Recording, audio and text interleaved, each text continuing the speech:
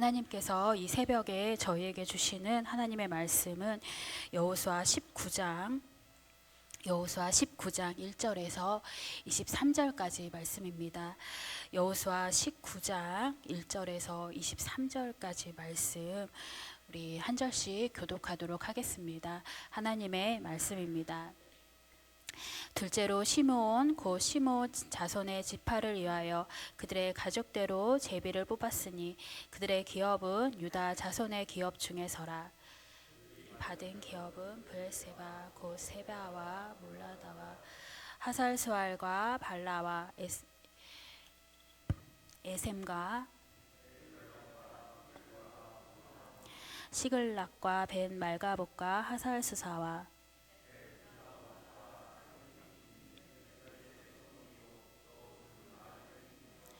또 아인과 림몬과 에델과 아산이니 네 성읍이요 또 그 마을들이며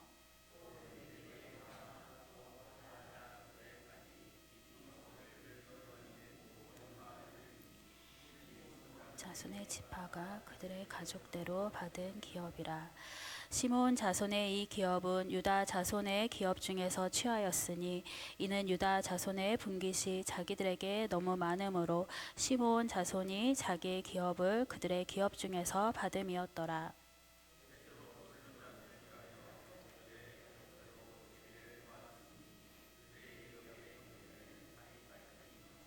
서쪽으로 올라가서 마할라에 이르러 답베셋을 만나 용남 앞 시내를 만나고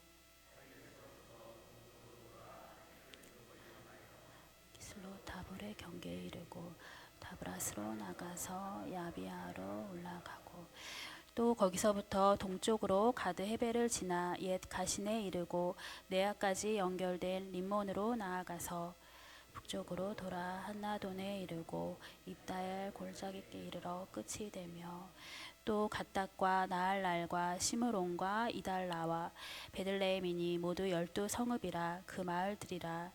스불론 자손이 그들의 가족대로 받은 기업은 이 성읍들과 그 마을들이었더라. 넷째로 이사갈 곧 이사갈 자손을 위하여 그들의 가족대로 제비를 뽑았으니 그들의 지역은 이스라엘과 그슬롯과 수넴과 하바라임과 시온과 아나하락과 레멕과 엔 간님과 엔 핫다와 벳 바세스이며 경계는 다볼과 사수마와 벳세메스에 이르고 그 끝은 요단이니 모두 16성읍과 그 마을들이라. 이사갈 자손 지파가 성읍들과 그 마을들이었더라. 아멘. 네, 15장부터 이어지는 요단 서편 가나안 땅 분배가 19장에서 마무리됩니다. 실로에서 첫 번째로 기업을 받은 베냐민 지파의 기업을 소개한 어제 본문에 이어서 실로에서 기업을 받은 나머지 지파들의 기업이 소개되고 있습니다. 먼저 1절에서 9절까지는 시므온 지파의 기업에 대한 내용이 나오고 있습니다. 시므온은 야곱이 레아로부터 얻은 두 번째 아들입니다. 그런데 시므온 지파의 기업 분배를 살펴보면 다른 지파의 기업들과 기업 분배에서는 볼 수 없는 다른 특징을 발견할 수 있습니다. 그것은 시므온 지파가 그들만이 거주할 수 있는 땅을 받은 것이 아니라 유다 지파의 기업 중에 일부를 기업으로 받은 것입니다.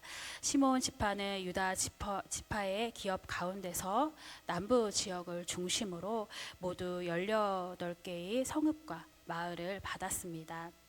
이처럼 시므온 지파가 유다 지파의 기업 내에서 기업을 받은 것은 유다 지파가 그 인구에 비해 너무 많은 지역을 받았기 때문이었습니다. 물론 시므온 지파는 유다 지파에게 일부의 성읍을 받아도 될 만큼 인구가 매우 적었습니다. 한 지파로서 자립하기조차 어려운 그런 적은 인구였다라고 할 수 있습니다. 실제로 당시 시므온 지파는 12지파 중에서 가장 적은 인구를 가지고 있었습니다. 시몬 지파는 광야 생활 동안 그 인구가 원래 처음의 인구보다 절반이나 줄어들었습니다. 민수기 1장 23절에 보면 광야 생활 초기에는 59,300명이었던 20세 이상의 남자의 수가 광야 생활 후에는 무려 37,100명이 줄어들어서 민수기 26장 14절의 기록에 의하면 22,200명이 되었다라고 합니다. 이것은 자연적인 감소가 아니었습니다. 시몬 지파의 죄 때문에 이렇게 인구가 줄어든 것입니다. 이스라엘이 모압 평지 시딤에 머무르고 있을 때 백성들이 모압 여자들과 음행을 했습니다. 뿐만 아니라 이스라엘 백성들은 모압 여자들을 따라 바알보를 숭배했습니다. 민수기 25장 14절에 보면 시몬 지파 종족 중에 한 족장이었던 시므리가 음행과 우상 숭배를 앞장서서 행했습니다. 하나님은 진노하셨고 그때 이 족장을 비롯한 시몬 지파의 많은 사람들이 죽임을 당했기 때문에 이렇게 인구가 줄어든 것으로 추측하고 있습니다. 또 시몬 지파가 유다 지파에서 기업을 얻은 것은 시몬 지파가 이스라엘 중에 흩어질 거라는 창세기 49장 5절에서부터 7절까지 있는 야곱의 예언이 이루어진 것이기도 합니다. 시몬 지파는 유다 지파 내에 흩어져 살면서 유다 지파를 도와서 함께 살게 되었습니다. 이것도 창세기 34장에 보면 야곱이 삼촌 집이었던 하란을 떠나서 다시 가나안으로 돌아왔을 때 하나님께서 말씀하셨던 베델에 머무른 것이 아니라 세겜에 머무른 일이 있었습니다. 그 결과 위기를 이제 겪게 되는데 외동딸 디나가 히위 족속의 추장이었던 세겜에게 성폭행을 당하게 됩니다. 야곱의 아들들은 추장 세겜의 청혼에 대해 승낙하고 또 이런 결혼의 청혼에 대한 승낙 조건으로 이제 할례를 행할 것을 요구했습니다. 그리고 시몬과 레이를 중심으로 해서 할례로 고통 가운데 있었던 세겜 족속의 모든 남자들을 죽이고 또 재산을 빼앗고 그러므로 세겜 족속에게 잔인하게 복수를 했습니다. 시몬이 레위와 함께 세겜 주민들을 잔혹하게 죽인 사건이 일어난 것입니다. 이 일로 야곱은 세겜을 떠나야 했고 또 그 결과로 야곱은 아들들에게 시몬과 레이에게 축복이라기보다는 저주를 하게 된 것입니다. 그리고 마침내 이 예언이 이루어져서 흩어져서 살게 된 것입니다. 디나의 성폭행에 대해서 모든 남자들을 죽이고 또 재산을 빼앗은 보복적 살인에 대한 처벌이라고 할 수 있습니다. 디나가 당한 일로 분노할 수 있지만 결혼을 허락하고 또 할례를 행할 것을 서로 간에 약속을 한 것입니다. 그런데 이 약속을 지키지 않고 세겜 주민들이 할례로 거동이 불편하여 움직일 수 없는 틈을 타서 그들을 죽인 것은 용납할 수 없는 죄가 되는 것입니다. 우리가 여호수아 본문을 통해서 살펴본 것처럼 여호수아는 기브온과 조약을 맺은 후에 그들에게 속은 것을 알았지만 후에 그 조약을 깨지 않고 오히려 그 조약을 지키기 위해서 위기에 기브온이 처했을 때 구출하러 전쟁에 참여했고 또 하나님께서 도와주셔서 승리한 사건을 우리가 잘 알고 있습니다. 하나님께서는 약속을 신실하게 지키시듯 한번 맺은 약속은 잘 지켜야 하는 것입니다. 이 범죄 이후에 시므온 지파는 계속해서 약해지게 되었습니다. 반면에 레위 지파는 출애굽 때 보인 하나님에 대한 열정이 있었습니다. 출애굽기 32장에 보면 이스라엘 백성이 시내산에서 금송아지를 만들었을 때 레위 지파만 하나님 편에 서서 우상 숭배자를 진멸했습니다. 출애굽기 32장 29절에 보면 모세가 이르되 각 사람이 자기 아들과 자기 형제를 쳤으니 오늘 여호와께 헌신하게 되었느니라. 그가 오늘 너희에게 복을 내리시리라. 이렇게 레위 지파는 하나님에 대한 열심으로 은혜를 입게 되었습니다. 신명기 33장에 모세가 죽음이 가까워 12지파를 축복하며 예언할 때도 시므온 지파에 대한 예언만 빠져 있습니다. 그리고 오늘 본문에 보면 시므온 지파는 유다 지파의 기업 안에서 자신의 기업을 얻고 있습니다. 결국 시므온 지파의 이런 변천의 모습을 통해서 제가 얼마나 그 영향력이 크고 깊은가를 다시 한번 확인할 수 있습니다. 죄는 개인뿐만 아니라 가정과 또 지파와 나아가서 국가마저도 멸망에 이르게 하는 무서운 영향력을 가지고 있는 것입니다.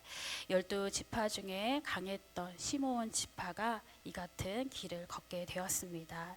우리가 죄에 대해서는 처음부터 경계하고 데살로니가 전서 5장 22절에 보면 악은 어떤 모양이라도 버리라라는 그 말씀처럼 악은 그 모양이라도 버림으로 우리가 죄의 위험에서 벗어나야 하겠습니다. 9절에서 시므온 지파의 기업에 대한 내용이 마무리되고 있습니다. 유다 지파가 시므온 지파에게 기업을 주었고 이것은 유다 지파가 인구에 비해서 많은 땅을 받았기 때문이라고 다시 9절에서 한 번 더 나오고 있습니다. 그러나 유다 지파가 시므온 지파에게 기업을 나누어 줄 의무가 있었던 것은 아닙니다. 유다 지파가 이미 기업을 받았고 또 그것은 누구도 침해할 수 없는 유다 지파의 권리가 되었습니다. 그리고 고대 사회에서 땅은 생명과 같이 여겨지던 것이었지만 그럼에도 유다 지파는 시므온 지파에게 기업을 나누어 주었습니다. 가나안의 모든 땅이 그러하듯이 우리가 가진 것이 다 하나님의 것이고 또 하나님께서 우리에게 주신 것입니다. 하나님께서 베풀어 주신 은혜에 감사하며 각자에게 우리 자신에게 필요한 것 외에는 하나님의 뜻에 따라 나누어 줄 수 있는 청지기 자세가 필요합니다. 그래서 하나님께서 우리에게 소유를 주시고 또 하나님을 기쁘시게 하고 더욱 풍성한 삶으로 하나님께서 인도해 주실 것입니다. 10절에서 16절까지는 세 번째로 기업을 받은 스불론 지파가 받은 기업이 소개되고 있습니다. 스불론은 야곱의 아내 레아의 막내 아들입니다. 스불론 지파는 남쪽 사릿에서 시작하여 서쪽으로는 용남 앞 시내까지, 동쪽으로는 다브라까지, 북쪽으로는 한나돈 지역을 둥글게 있는 지역으로 해서 모두 12개의 성읍과 마을들을 얻었습니다. 스불론 지파는 북부 내륙 지방의 기업을 얻었습니다. 스불론이 해변에 거할 것이라고 했던 야곱과 모세의 예언과는 다르게 보이는 그런 내용이 됩니다.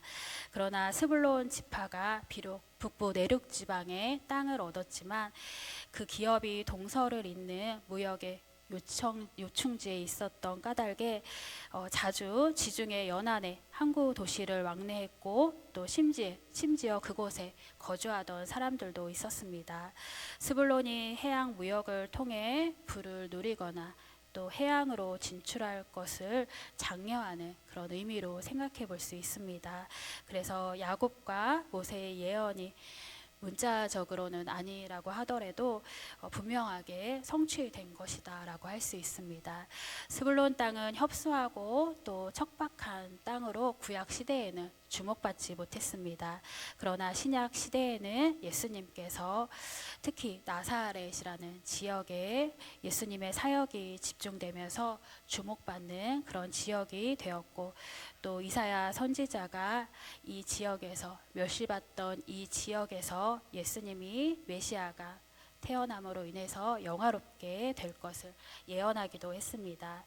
17절에서 23절까지는 네 번째로 기업을 받은 이사갈 지파의 땅이 소개되고 있습니다.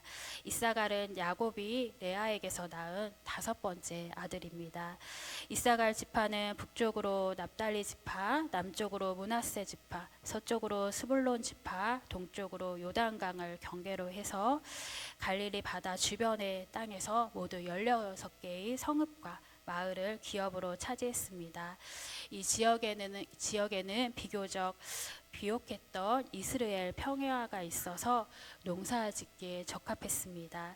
이 지역에 아합 왕의 아내였던 이세벨 왕비가 탐했던 나봇의 포도원이 있었다라는 것은 이 땅이 얼마나 비옥했는지를 생각해 볼 수 있습니다. 이사갈 지파가 비옥한 토지를 기업으로 얻은 것 역시 야곱의 예언이 성취된 것입니다. 창세기 49장 15절에 보면 야곱은 스불론 지파에 대해서 상업적인 능력이 있을 것을 예언하였고, 반면에 이사갈 지파에 대해서는 농사를 지으며 평안한 생활을 하게 될 것이라는 예언을 했습니다. 하지만 오랫동안 가나안 사람들을 내보내지 못하고 함께 삶으로 인해서 또 어려움을 겪었습니다. 하나님께서 주시는 장소가 험한 곳이든 또 풍요로운 곳이든 그것을 정하시는 분은 바로 하나님이십니다. 삶의 조건에 따라서 또 풍요의 정도에 따라서 축복을 생각하는 것이 아니라 우리를 우리보다 더 잘하시는 창조주 하나님께서 그곳을 우리에게 주시는 뜻을 생각하며 그곳에서 살아내므로 하나님께서 주시는 축복을 누리는 우리의 삶이 되기를 주님의 이름으로 축원합니다. 기도하겠습니다.